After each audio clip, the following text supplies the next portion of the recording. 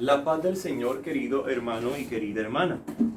Epístola de los Hechos de los Apóstoles, capítulo 5, versículos 17 al 26. En aquellos días el sumo sacerdote y los de su partido, la secta de los saduceos, llenos de envidia, mandaron prender a los apóstoles y meterlos en la cárcel común.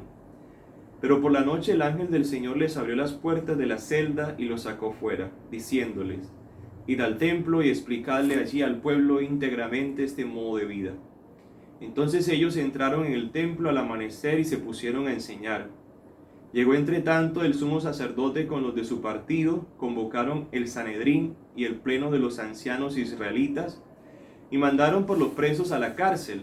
Fueron los guardias, pero no los encontraron en la celda y volvieron a informar: Hemos encontrado la cárcel cerrada con las barras echadas y a los centinelas guardando las puertas, pero al abrir no encontramos a nadie dentro. El comisario del templo y los sumos sacerdotes no atinaban a explicarse qué había pasado con los presos. Uno se presentó avisando: Los hombres que metisteis en la cárcel están allí en el templo y siguen enseñando al pueblo. El comisario salió con los guardias y se los trajo sin emplear la fuerza, por miedo a que el pueblo los apedrease. Salmo 33.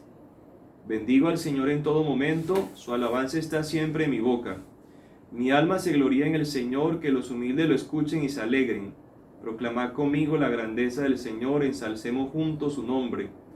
Yo consulté al Señor y me respondió, me libró de todas mis ansias. Contempladlo y quedaréis radiantes. Vuestro rostro no se avergonzará. Si el afligido invoca al Señor, Él lo escucha y lo salva de sus angustias. El ángel del Señor acampa en torno a sus fieles y los protege. Gustad y ved qué bueno es el Señor, dichoso el que se acoge a Él.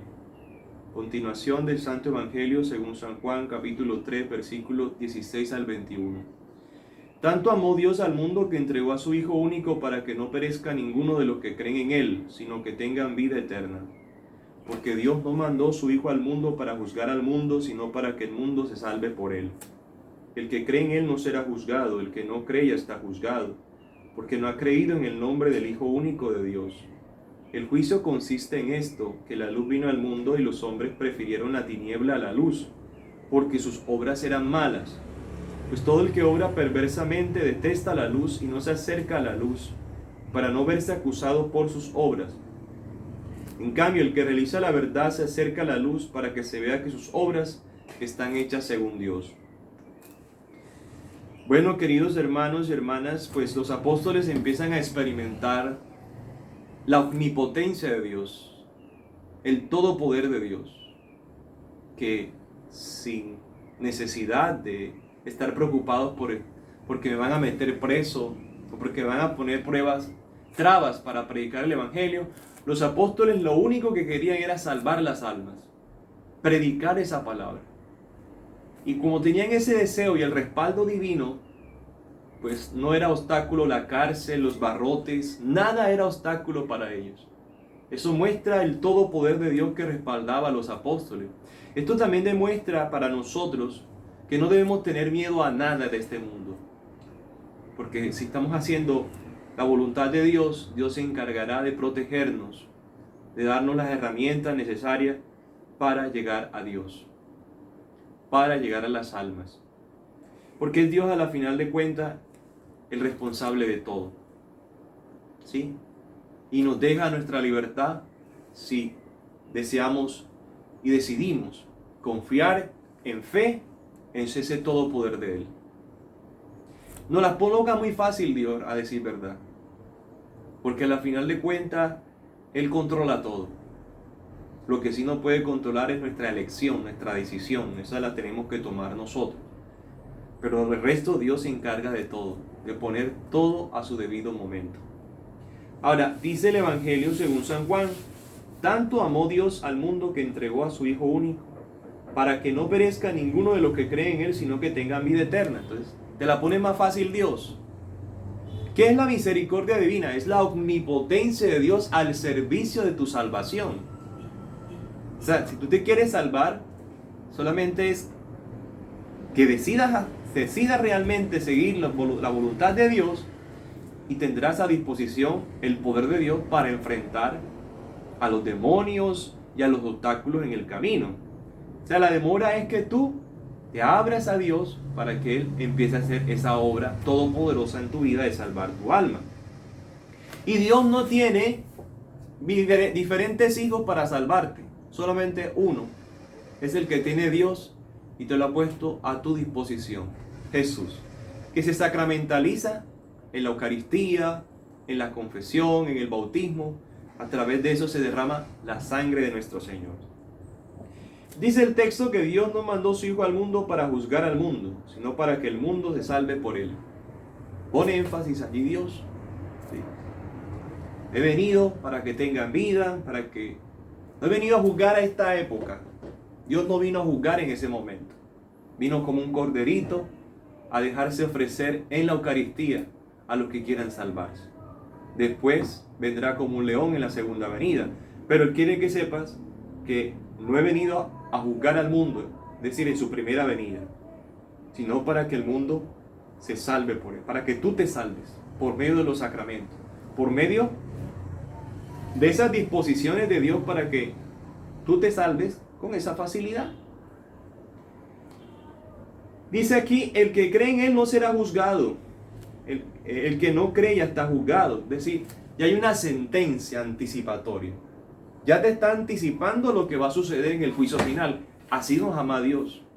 ¿Qué maestro terrenal te revela las preguntas antes de que te dé el examen? Solo Dios. Solo Dios. Te revela, si no crees, ya estás condenado. Ya no tienes más nada que hacer. O sea, tanto te ama Dios que, bueno, al menos disfruta algo de esta tierra que queda. Porque quiero que sepas que si no crees y mueres no creyendo en mí, sin sacramentos, sin iglesia, sin nada, ya estás condenado. Entonces, para que vivas libre en la vida y aproveches y antes de irte al infierno, disfrutes un poquito aquí siquiera. Porque ya en el infierno no vas a poder gozar. Así tanto nos ama Dios. O también lo podemos interpretar, bueno, Dios nos ama tanto que quiere que tú sepas que si tú mueres en pecado mortal te vas al infierno. Pero quiere que sepas que tienes la oportunidad de aminorar inclusive el infierno, de quedar no tan bajo en el infierno, pues pecando menos, por decirlo así. Podemos interpretarlo así. O también podemos interpretarlo, bueno, ya sabes que te puedes condenar con estas condiciones que Dios te ha dicho en la iglesia, de si mueres en pecado mortal te vas al infierno. Entonces, fíjate en San Dimas, que al último él recibió la penitencia de Dios, y la penitencia final, el dolor por sus pecados, se arrepintió y fue aceptado en el paraíso. Es decir, tienes tantos ejemplos. Fíjate en Pedro, lo negó, pero lloró sus pecados y se reivindicó haciendo penitencia en la predicación de la palabra, haciendo mucho bien. Fíjate en todo, o sea, para todo hay ejemplos. O sea, Dios te quiere salvar como sea. Y hay una cantidad de opciones que te da Dios. Pero eso sí, no te dejes morir en pecado mortal, porque ya dijiste, con el pecado, muriendo en pecado mortal, ya estás diciendo, no, muero sin creer en Cristo.